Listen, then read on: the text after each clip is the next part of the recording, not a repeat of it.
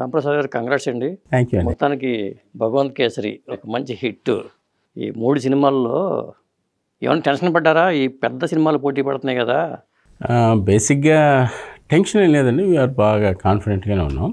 కాకపోతే డెఫినెట్గా సినిమాలంటే కొంచెం ఒక ఇది ఉంటుంది కదా, అదైతే కొంచెం ఉంది బేసిక్గా. బట్ నాకైతే చాలా confidence, I'm very confident. Okay, అంటే బాలయ్య బాబుతో మీరు దాదాపు వరుస హిట్లు అనుకోవచ్చు. లెజెండ్ హిట్ అయింది, ఆ తర్వాత అఖండ హిట్ అయింది, ఇప్పుడు మళ్ళీ 3వ హిట్ చెప్పాలండి మీకు. అంతకుముందు వీరభద్ర నుంచి జర్నీనా మీకు? యా అప్పుడు యాక్చువల్గా బాలయ్య బాబు గారితో ఇప్పుడు కాదండి, almost lorry driver, rowdy inspector నుంచి అసిస్టెంట్గా ఉన్నప్పటి నుంచి ఆయనతో ట్రావెల్ ఉంది. ప్లస్ అలాగే సినిమాలు చేయటం, రీసెంట్గా లెజెండ్, తర్వాత అఖండ, తర్వాత ఇప్పుడు భగవంత్ కేసరి. మరి అనిల్ రావిపూడి గారితో ఫస్ట్ టైం మీ జర్నీ, యా ఇది ఎలా అనిపించింది? చాలా హ్యాపీ అండి. అడ్వాన్స్డ్ మంచి హిట్లున్న director, first of all competitive director. బాగా నాకు కూడా ఒక మంచి ఛాలెంజింగ్ అనిపించింది. I'm very happy. అది బాలయ్య బాబు గారు చెప్పడం, తర్వాత ఒక డైరెక్టర్ ఒక కెమెరామెన్ యాక్సెప్ట్ చేయటం, ఇదంతా కూడా వెరీ పాజిటివ్ పర్సన్ ఆయన. ఆయనతో వర్క్ చేయడం చాలా సంతోషం అనిపించింది. అంటే ఫస్ట్ 2-3 డేస్లోనే అనిపించేసింది. తర్వాత మాకెప్పుడు కూడా ఒక అన్కంఫర్టబుల్ కానీ రాలేదు. చాలా బాగా జర్నీ చేసాం. చాలా బ్రదరీ ఫీలింగ్. ఈజ్ వెరీ యంగ్ యాక్చువల్గా నాకంటే. అండ్ తన థాట్స్ కూడా మంచి మంచి థాట్స్, చాలా కన్వెన్షన్తో ఉంటాడు ఆయన. క్లియర్ కట్ విజన్ ఉంది. సో దాంతో నాకు ఎంతసేపు నా వర్క్ మీద కాన్సన్ట్రేట్ చేసి మనం ఎంత మంచి అవుట్పుట్ ఇవ్వాలి అతనికి అనేది ఎక్కువ కాన్సన్ట్రేట్ చేసాం. ఓకే, అంటే బోయపాటి గారికి అనిల్ గారికి కంపేర్ చేస్తే తేడా ఏంటి? తేడా అంటే డెఫినెట్గా ఇద్దరు స్టార్ డైరెక్టర్స్. ఆయన తక్కువ డైరెక్టర్ కాదు, ఈయన తక్కువ డైరెక్టర్ కాదు. ఈయనతో చూస్తే ఎక్కువ ఇంత కామెడీ పంచులు కానీ అవన్నీ ఎక్కువ ఉంటాయి. లాస్ట్ మహేష్ బాబు గారితో సినిమా చేశారు, అంతా కూడా యాక్షన్ అంతా బాగుంటుంది.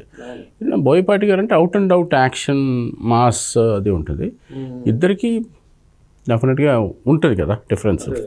బట్ నాకు తెలిసి ఇద్దరు ఆల్మోస్ట్ సేమ్.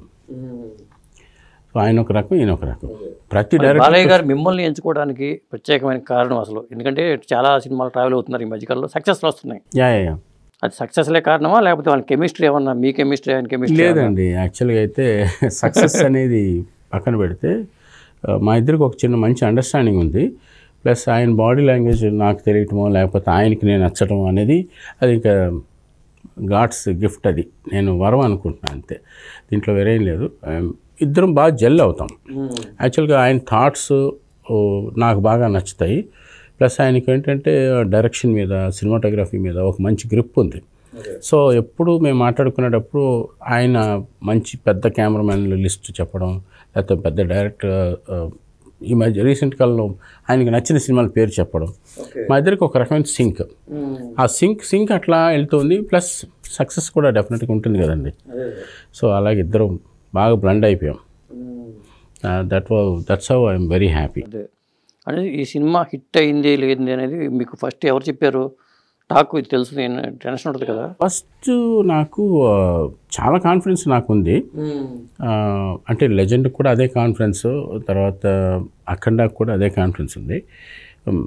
అలాగే ఇది ఫస్ట్ నాకు ఫోన్ కాల్. కొంచెం టాప్ ఫిల్మ్స్, ఒక కాంపిటేటివ్ ఫిల్మ్స్ రిలీజ్ అవుతున్నాయి కదా, ఆ టెన్షన్ బేసిక్గా ఉంటుంది మనకి.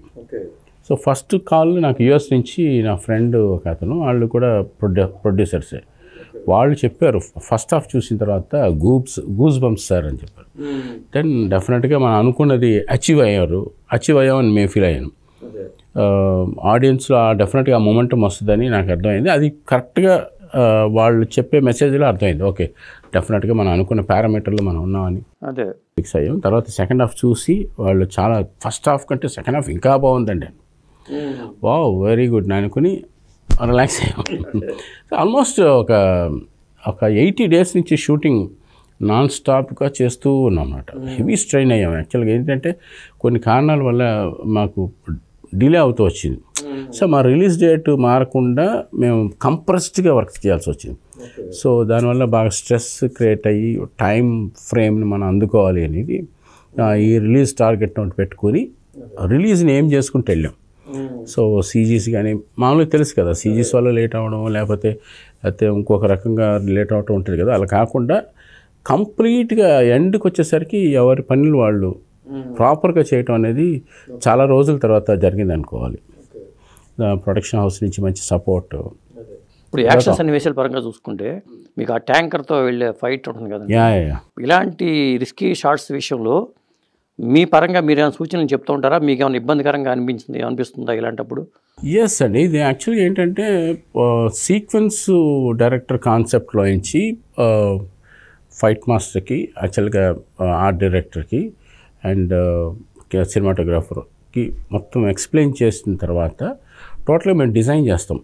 ఈ పార్ట్ వీళ్ళు, ఈ పార్ట్ వీళ్ళు, ఈ పార్ట్ వీళ్ళు అనుకోండి. We segregated 3 kind of things. ఇది మినియేచర్ సెట్. యాక్చువల్గా మీరు లారీ అనేది మినియేచర్ యాక్చువల్గా అది ఒక 20 lakhs అయింది. అది ఒక 3 months నుంచి రెడీ చేసాం. సో మీకు ఆల్మోస్ట్ ఈ సోఫా సైజ్లో కంటే కొంచెం పెద్దది ఉంటుంది. యాక్చువల్గా అది వచ్చి హిట్ అవ్వడం అదంతా కూడా మినియేచర్స్. అది హైలీ క్వాలిఫైడ్ టెక్నీషియన్స్ చెన్నైలో ఉంటారు, వాళ్ళు వచ్చి 3 months నుంచి వర్క్ చేసి అది రెడీ చేశారు. సో అలాగే ఒరిజినల్ లారీలో ఏం చేయాలి, మినియేచర్ లారీలో ఎలా చేయాలి అనేది టోటల్గా ఒక కాన్సెప్ట్. అది స్టోరీ లైన్ వచ్చి మేము డైరెక్టర్ వచ్చి ఫుల్గా ముందు ఒక వారం రోజుల ముందే మేము ఫైట్ తీసాం. అంటే ఏంటంటే ఫైటర్స్ తోటి ఇప్పుడు కొత్త టెక్నిక్ ఏంటంటే ప్రీ షూటింగ్, ఒరిజినల్ షూటింగ్ ముందే రిహార్సల్స్ చేసి దాన్ని ఎడిట్ చేసి ఆ వర్షన్ ప్రకారమే మేము షూటింగ్ చేస్తాం. అలా చేసినప్పుడు ఏమవుతుందంటే బడ్జెట్ కంట్రోల్ అవుతుంది, మనకి ఆ ఎపిసోడ్ ఎంతవరకు ఎమోషన్ క్యారీ చేస్తుంది అనేది ఆ ప్లాన్లో వెళ్తున్నాం. ఇప్పుడు కొత్తగా వచ్చిన టెక్నిక్ అది అడ్వాన్స్డ్ ప్రీ షూట్ చేస్తే. అంటే ఎప్పటి నుంచి ఇది ఫాలో అవుతున్నారు? ఇది యాక్చువల్గా ఐ థింక్ 2-3 years నుంచి ఫాలో అవుతున్నాం. అంటే ఇంకా అడ్వాన్స్డ్. ఇప్పుడు నెక్స్ట్ లెవెల్కి మేము ఏఐ టెక్నిక్ అంటే ఆర్టిఫిషియల్ ఇంటెలిజెన్స్ మేము once we narrate the concept of the sequence మనకి ఇమేజెస్ జనరేట్ అయ్యి వచ్చి దాని ప్రకారం షూట్ చేయాలని నెక్స్ట్ లెవెల్కి థింక్ చేస్తాం. ఇప్పటిదాకా ఇట్లాంటి కాన్సెప్ట్తో షూట్ చేసాం. దానివల్ల వీ హ్యాడ్ ఎ ప్రాపర్ ఐడియాతో ఈ టార్గెట్ చేస్తాం. అంటే ఆ సెట్కి యాక్చువల్గా ఇంటర్వెల్ బ్లాక్లో మనం సెట్ కలర్ ఎలా ఉండాలి, మంచి వర్షాల్లో షూట్ చేసాం అవి ఇంత. సో వాటి కలర్స్ పెయింటింగ్స్ అన్ని డిసైడ్ అయ్యి దాంతో బాలయ్య బాబు గారి కాస్ట్యూమ్స్ ఎట్లా ఉండాలి, కలర్ ప్యాలెట్ ముందుగా డిసైడ్ అయ్యి చేసాం. సో అలా చేయటం వల్ల మాకు మ్యాక్సిమం అనుకున్న దానికి రీచ్ అవ్వగలిగాం. ఆన్ టైంకి మేము రిలీజ్కి టార్గెట్ చేసాం. ఓకే, ఇప్పుడు ఇలాంటి టెక్నాలజీ మారుతున్నప్పుడు కూడా ఇప్పుడు సినిమాటోగ్రాఫర్ కూడా అప్డేట్ అవుతూ ఉండాలి. కొత్త కెమెరాస్ వస్తున్నాయి, లేదా అప్డేటెడ్ వెర్షన్స్ వస్తున్నాయి, లెన్సెస్ మారిపోతున్నాయి. మరి మీరు అట్లాంటి ఆ విషయంలో ఎలాంటి కేర్ తీసుకుంటున్నారు? అండి, యాక్చువల్గా ఏంటంటే ఇంతకుముందు ఫిల్మ్ డిజిటల్ అంటే అదంతా ఓల్డర్ టెక్నిక్స్. అంటే ఏ రోజుకి ఆ రోజు టెక్నాలజీ మారుతూ వస్తుంది. ఇప్పుడు ఏంటంటే లార్జ్ ఫార్మాట్ రెజల్యూషన్స్. యాక్చువల్గా ఏంటంటే ఇప్పుడు 4K టీవీ అని 8K టీవీ లాగా ఇప్పుడు రెజల్యూషన్ కెమెరాస్ వచ్చాయి. వాటితోటి మోర్ అడ్వాన్స్డ్ లెన్స్ తోటి షూట్ చేసిన సినిమా ఇది. ఎల్ఎఫ్ అని యారీ ఎల్ఎఫ్ అని ఉంటుంది, వాటితో షూట్ చేసాం. అది లేజర్. ఇప్పుడు డిజిటల్ కూడా ప్రొజెక్షన్స్ కూడా లేజర్ ప్రొజెక్షన్స్. యాక్చువల్గా ఎంబీకేలో చూస్తే laser projection, more sharper image. So వాటితో షూట్ చేసిన సినిమా అది. So we are lot of quality. Technical support ఎవరైనా ఇస్తారా ఇట్లాంటి కెమెరాస్ విషయంలో? టెక్నికల్గా మేము ఆల్రెడీ తెలుసుకుని చేయాలి. యాక్చువల్గా సపోర్ట్ అంటే we have to learn first of all. ముందు ఇప్పుడు ఎంత డాక్టరేట్ చేసినా ఇంకొక నెక్స్ట్ లెవెల్కి వెళ్ళాలంటే ఆ సబ్జెక్ట్ మనం చదువుకొని వెళ్ళాలి. ఎట్లా వెళ్ళాలో ఇది కూడా అంతే. నెక్స్ట్ లెవెల్కి మాకు ఒక సెమినార్స్ జరుగుతాయి. అంటే యూఎస్లో కానీ ఈ కొత్త కెమెరాస్ ఎప్పుడైతే మార్కెట్లో రిలీజ్ చేస్తే సో దాని తాలూకు సెమినార్స్ వాళ్ళు కండక్ట్ చేస్తారు. కామన్ పీపుల్ వచ్చి ఇక్కడ వచ్చి ఒక సెమినార్స్ కండక్ట్ చేయటం, దానివల్ల మనకి ఏం అడ్వాన్స్డ్ అది మనకి మన స్క్రీన్స్ యాక్సెప్ట్ చేస్తాయా లేదా, లేకపోతే మనం ఎట్లా యాక్సెప్ట్ చేయాలి అనేది మాకు ఎప్పటికప్పుడు ఫీడ్బ్యాక్ వస్తూ ఉంటుంది. దానికి మెయిన్ స్ట్రీమ్ సినిమాటోగ్రాఫర్స్ వెళ్ళి ఆ సబ్జెక్ట్ నేర్చుకుంటూ ఉంటాం. అప్పుడు ఇది చాలామంది చెప్పరు. ఎవ్రీ 6 months and 3 months ఎలాగ సెల్ ఫోన్ అప్డేట్ అవుతుందో కెమెరామెన్స్ ఈ టెక్నిక్ని అప్డేట్ చేసుకుంటూ కొత్త టెక్నిక్ వచ్చిందండి, కొత్త ఫిల్టర్స్ వచ్చాయండి, కొత్త కలర్స్ వచ్చాయండి, ఈ కలర్స్ వల్ల ఇది రియాక్ట్ అవుతుందని అది మాకు ఎవ్రీ 3 months ఒక సెమినార్స్ జరుగుతాయి. ఆ సెమినార్స్ కంపల్సరీగా పార్టిసిపేట్ చేస్తే మనం అప్డేట్లో ఉంటాం. అలాగా మేము అప్డేట్ అవుతూ ఉంటాం. ఇప్పుడు ఈ సినిమా విషయంలో ఇంకా మీకు ఇబ్బందికరమైన అనిపించిన సందర్భాలు ఏమైనా ఉన్నాయా షూటింగ్లో?